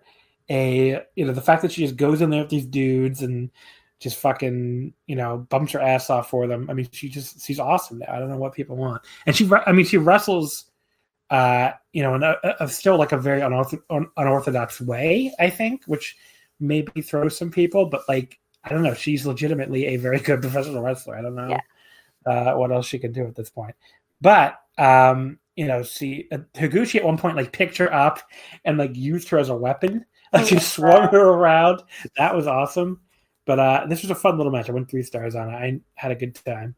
Yeah. I really like this new unit, Eruption. I liked all 3 of them individually, and I think together they work really well together, even though they're, like, brand new. So I'm excited to see what happens with them in the future, but so far it's like really exciting.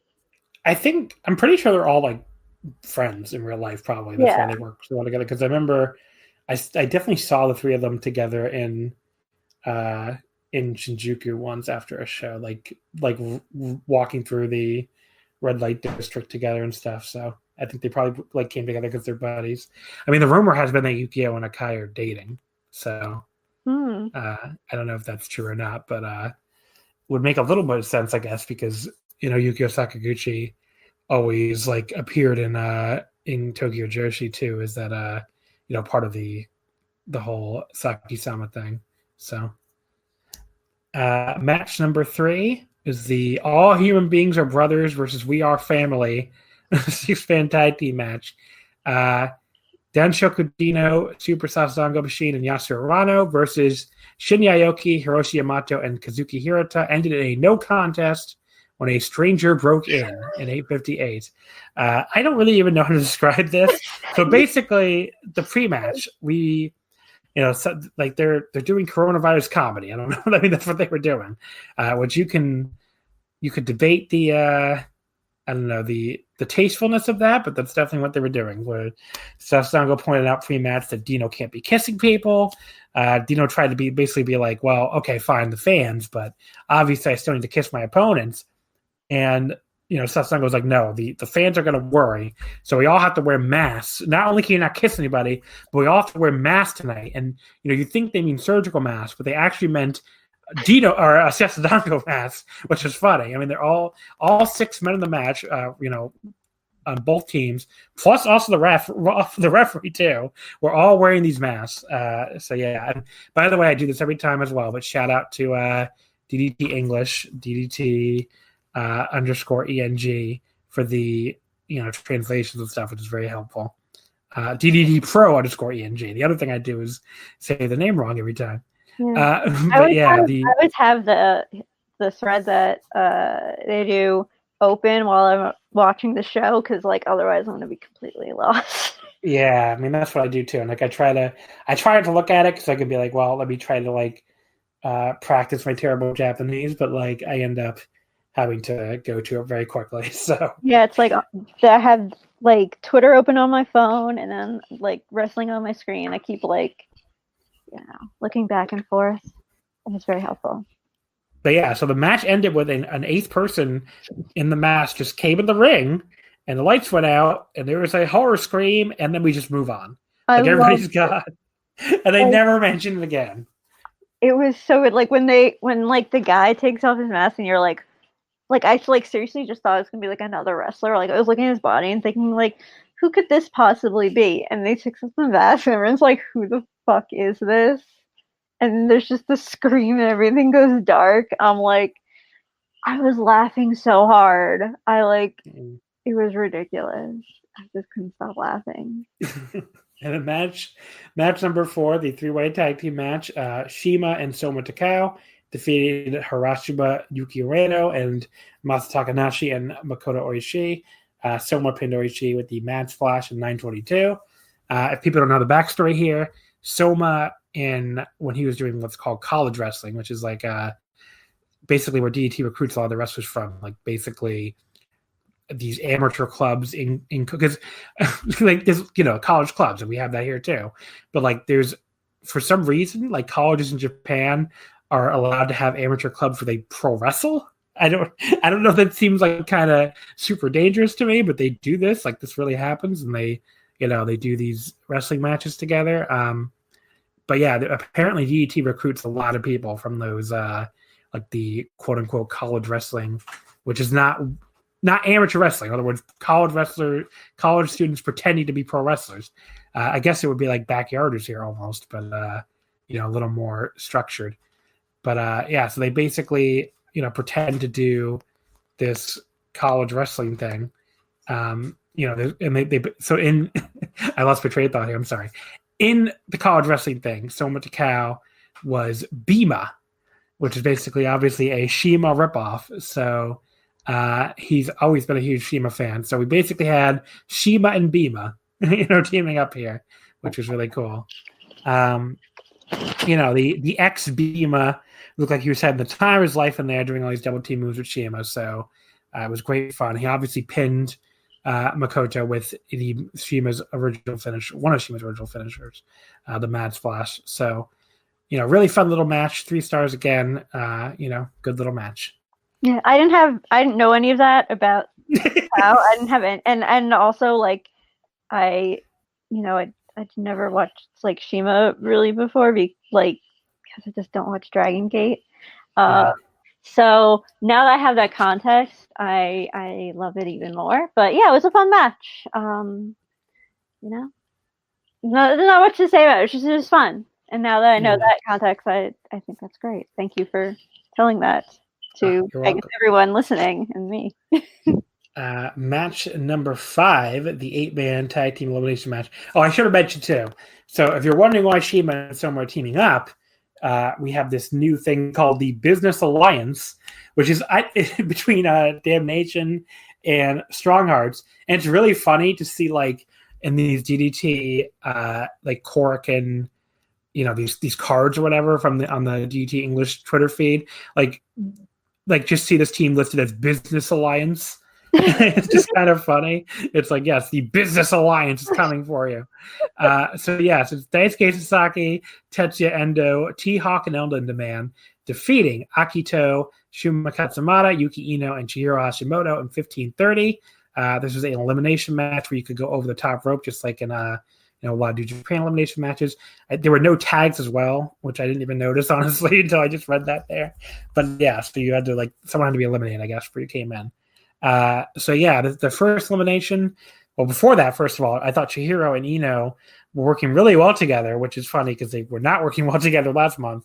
But until Chihiro finally accidentally killed him with a running double sledge. El Lindaman eliminated Shunma with the Akachochian in 4:41. Lindaman and Chihiro ended up both on the apron much later, after 8 minutes had passed. And, they basically fought all the way out there. Chihiro was like a friggin' house of fire before that, wiping everybody out. She was awesome in this match. I mean, probably, one of the highlights for sure. But she and El Lindaman ended up on the apron together. And Ino basically, after they took turns threatening to German each other on the apron or off the apron, Ino just ran over and sent them both to the floor instead, which was probably a lot safer. So there you go. After that, Sasaki eliminated Ino with the Sasaki Hurricanrana in 14:04. Akito then turned around and eliminated Sasaki with inside cradle in 14:10. So that meant that Akito won the sword. So he was now the new holder of the right to challenge at Saitama Super Arena sword.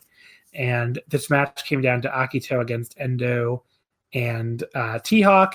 Akito made a good go of it and, really almost beat them both. But then it came down to just a numbers game catching up to him, as WWE might say, I guess. Endo eliminated Akito with the Yuri Kimomore in 15:30, which is a submission he does. And he won the right to challenge swords. So Akito's time as Saitama Super Arena main eventer was short-lived. It was really good. 3 3/4. I thought this was a really fun match. Oh, yeah. And, what do you think of before we get into the post-match, what do you think of the match itself? I loved it. I think the whole, the Business Alliance just has been really, really fun. One thing that I've noticed is that I guess Damnation are kind of goofing around a little bit more, which is I guess fun to watch. Guess they're a little less sullen and goth and a little bit more happy, I guess, sort of. But yeah, I thought this was really fun. I don't know. I mean, it was nonstop action, so that's always good. It was there's no part that felt slow or why is this here? Yeah. Yeah, I thought it was really good. I really had a lot of fun watching it. And the post match was even better, where first of all, Endo takes the sword. He's like, "Look, Daisuke, I got the sword back." And Sasaki, in agony, he's like, "Give me back my sword!" Really screaming in agony over losing his beloved sword. But no, now Endo has it. But yeah, and then at the end of it, they said so. They gave basically the call was, if you're wondering, it's there's a famous call, obviously, which is "It's Nissan Da," which is Antonio Inoki's famous catchphrase, which is just 1, 2, 3, a pinfall. Nakanishi yesterday did it's Nissan Ho, because he does that ho thing when he does the lariat. But we got they topped it here. And I don't know what it was in Japanese they said exactly, but it translates to 1, 2, 3 business alliance, which was so fucking funny. They all said that together. So there you go. That's what they said at the end here. The semifinal, the DDT Universal Title. Chris Brooks defeating Konosuke Takeshita with the Death by Roll-Up in 1926 to become the first ever DDT Universal Champion.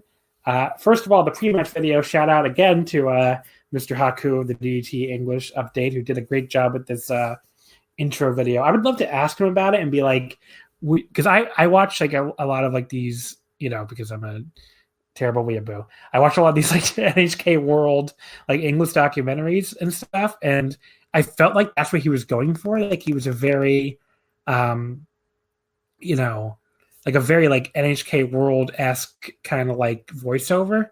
Maybe it's just a generic voiceover, and I've just watched so many of them. That's what I thought of. But there you go. I mean, they're obviously doing like CNN style graphics, which I think that was very obvious to anybody. But I don't know. Maybe Mr. Aku can tell me if he listens to this, because I know he does listen to a lot of these. Is that what he was going for? Because like between his voiceover and like the music, it reminded me of like these NHK World type things. But yeah, so I guess because it's the title's supposed to help DDT spread to the world. That's why they did this English this English video with like Japanese subtitles. The match itself, it's a weird one where like I definitely liked it. I thought it was way below their KO-D title match from last year. Yeah, that's like it just felt like, it was good, but it just felt disjointed, Yeah, no, I mean that's exactly like what I thought in my head while I was like comparing the two matches, and I was like, I mean, there's definitely some stuff that was like. I mean, it wasn't like a bad match, and there was some stuff that was like interesting, like when Brooks had Takeshita like on like the bleacher area, and then they did like hung up on there, and then did the knees on him to the floor. Was like that was ridiculous, and that was definitely an interesting spot. But yeah, I definitely say it's like good, but not like an outstanding match. Yeah, I mean, the top rope German was awesome too. That was spot. But then there was like also like a really awkward like top rope bump where I wasn't even sure they were going for. And it was also weird that like so they fought up into the orange seats, they fought back down, and like Brooks like he slammed the railing that like separates the ringside from the orange seats. He like slammed it into Takeshi's arm a bunch of times.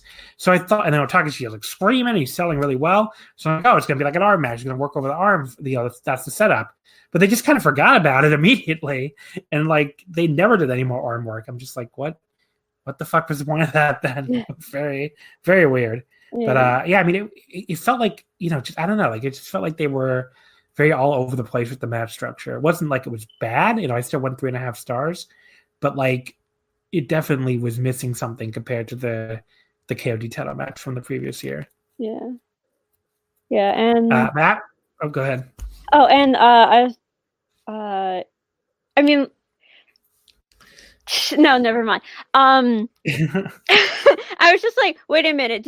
I couldn't remember if you said like the results of it or not. Like, yeah. And then I'm like, of course you did. Why am I?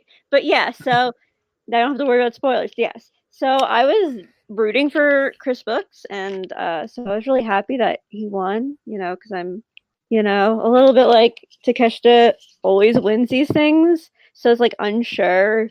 Like, so I'm like, international, they'll probably put on the foreigner, but I'm also like, but it's Takeshita, and he like always wins everything. So I was glad to see Chris Brooks win. Of course, Takeshita would definitely land on his feet, as we'll talk about in a second. Yeah. But yeah, the main event. Oh, before that, after the match, Daisuke Sasaki ran out and hit him with a chair and stole the belt, which was pretty funny. I love how he hits him, and then instead of like staying to beat him up, he just runs away. Yeah, he just takes the belt and runs. Yeah. But there you go. So that'll be a I guess we'll see where that goes in the future. I don't know. But I'm assuming that'll be a upcoming title match. The main event, the KO-D Openweight Title, Masato Tanaka defeating Mao with the Shining D in 21:49 for his first defense. This was awesome. Yes. Very fast-paced match. You know, they really like just let it all hang out there. You know, it didn't quite hit like the match of the year level for me, but like right below that level. I mean, really, really awesome match. Probably my favorite match of all these shows we talked about today, honestly. You know, Tanaka, he like went through these plastic cases, and you know, Mao like set up a table ringside and you know tried to defy driver him off the apron, but like instead, you know, splashed him through it off the top. You know, Mao at one point hit double knees off the top and went for that crazy cannonball thing, but Tanaka got his knees up, and then like they ended with like this crazy like elbow exchange where they're just like you know totally unloading on each other, and you know have one of my favorite facing exchanges in a long time. Like the two of them just went completely nuts before you know Tanaka finally put him away. I went 4.25. I thought this was really awesome. You know, just below, like I said, you know, I almost went 4.5. So very, very good match here. And definitely, you know, I thought Mao, you know, I think some people said maybe it's too soon for Mao, whatever, but I thought he really showed that he was, you know, not just ready for this slap, but really like looked really awesome here. Yeah, no, that was like, I guess my biggest takeaway too about like Mao, like, cause I'd say he's like tied for first place in terms of like my favorites in DDT. It's like I can't choose between him and Endo, but he's like, you know, one of my number ones, I guess. So I always thought like he should get chances like this, and like, you know, I think there's like kind of this, I guess, idea of him that he's kind of like a goofy guy who does weird stuff. Like that he's like really good and like athletic, but like can he like do serious stuff? And I mean, I definitely proved that like he could, and he could still like bring his kind of like weird style into a more serious match and like make it work. And yeah, I just thought it was like a really awesome, really exciting match. I liked that like in the pre-show, not the pre-show, the pre-match video, like I guess Masato Tanaka is like talking about how he's like willing to like get a little bit weird, and like so I like that they still had like you know I love when he like climbed up and like to do the splash, and he brought like the ducks with him and he threw them first. Like I thought it was really funny, like you know, because it's like you know it's like this. They're having this serious match and there's all these rubber ducks everywhere. It was really good. But yeah, I loved it. I thought it was great. And, you know, they really, really awesome main event. And, you know, like you were saying, like Mao, I do think there was that question of like, how will Mao's, you know, wacky style really translate into like a big main event? And I thought he really like, you know, looked great here. So definitely a good sign for, you know, DDT going forward. But yeah, overall, it wasn't like the greatest Korakuen ever or anything, but definitely closed with a great match, and you know had plenty of good stuff on the undercard. So I definitely still enjoyed myself. Yeah, I mean, for me with DDT, like the base level is like it's always at least like good and enjoyable. So this was like, you know, like I never like hate any DDT shows. I feel like. So this one was like above the base level. Like I thought it was like very strong show. Probably like not like show of the year or anything, but you know, very strong, very enjoyable. Lots of stuff. I agree. So let me see what's coming up here for DDT. Well, tomorrow in Nagoya, we're gonna have a KO-D tag team title match with Yuki Ueno and Naomi Yoshimura defending against Danshoku Dino and Super Sasango Machine. Dino, of course, is replacing Cody Hall, so that is the final time I will have to mention Cody Hall's name in relation to DDT because he is shit canned, as we mentioned before. So that's tomorrow. Also on that show is the Sakiakai Okibariyasu 7-match series, the fourth match That's his Saki Akai against Miranda Gordy, who's I guess a British indie wrestler. There's not a ton of information on her, honestly. Even I don't think she has a cage match profile. But there you go. That's match number 4 tomorrow. Let's see about the only other big interesting match there. On the March 3rd at the Kitazawa Town Hall, we have Harashima versus Shinya Aoki for the DDT Extreme title.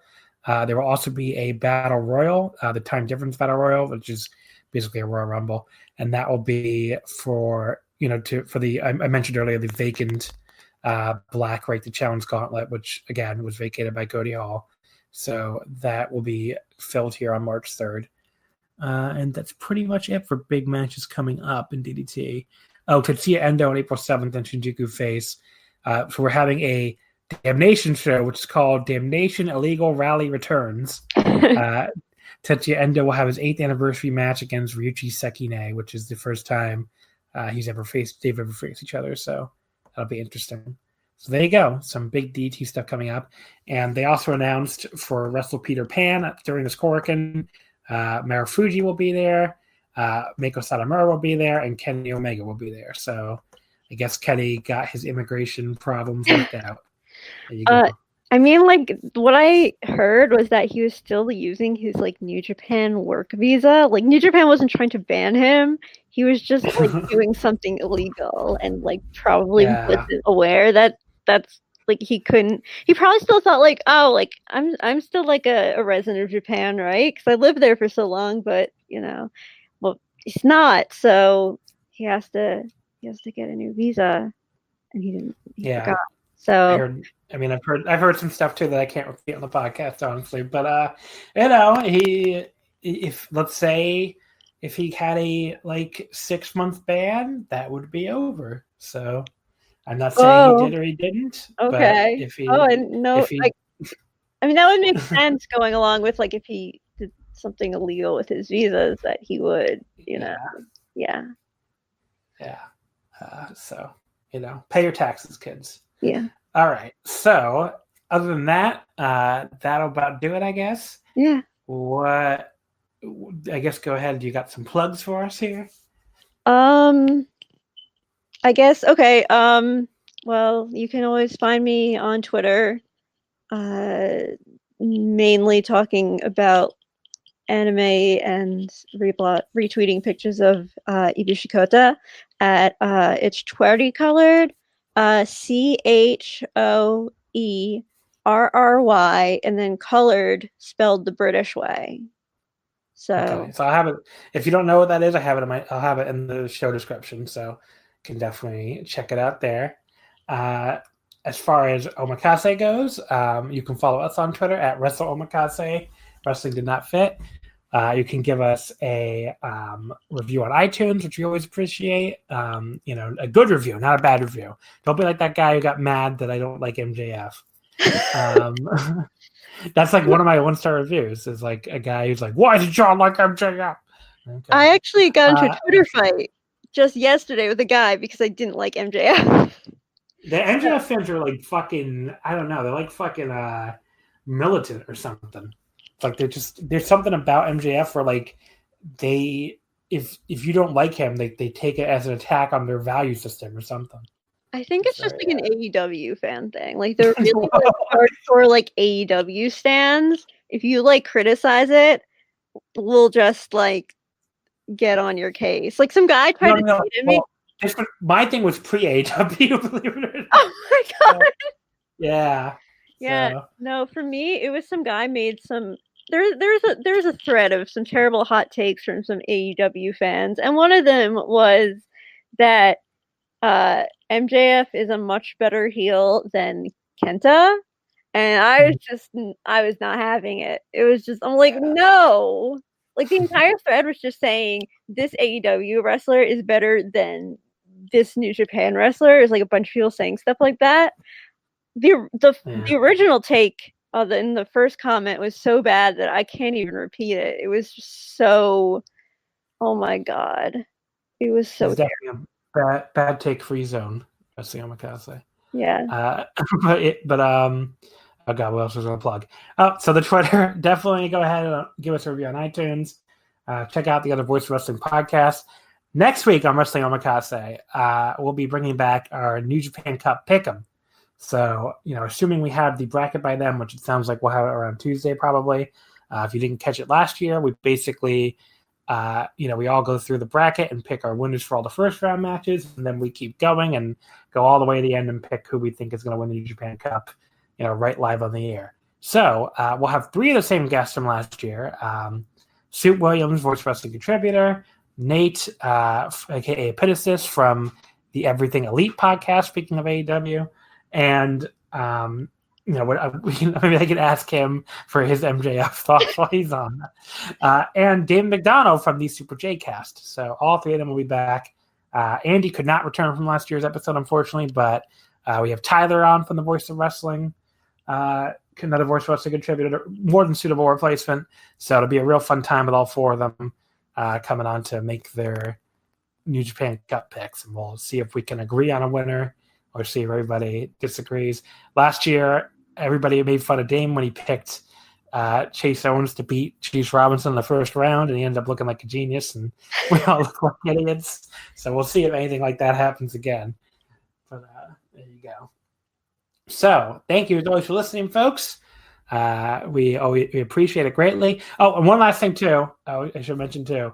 If you don't subscribe to the Omakase feed, not the Voices of Wrestling feed, you should subscribe to the Omakase feed, because we might, and I stress might, be starting like a little spin-off thing, which I'm not going to reveal yet what it is, but if you listen to the start of this week's episode, you can probably guess what it might be. But we're going to start that maybe at some point. But from what I understand, it will be on the Wrestling Omakase feed. It will not be on the Voice of Wrestling feed. So if you subscribe to us on iTunes, the Wrestling Omakase feed, you'll be fine. If you subscribe to the Voice of Wrestling feed, and that's how you listen to us normally, you will miss these spin-off episodes. So definitely make sure you subscribe to the Omakase feed if you don't already. All right, folks. Thank you as always for listening, and we will see you next week.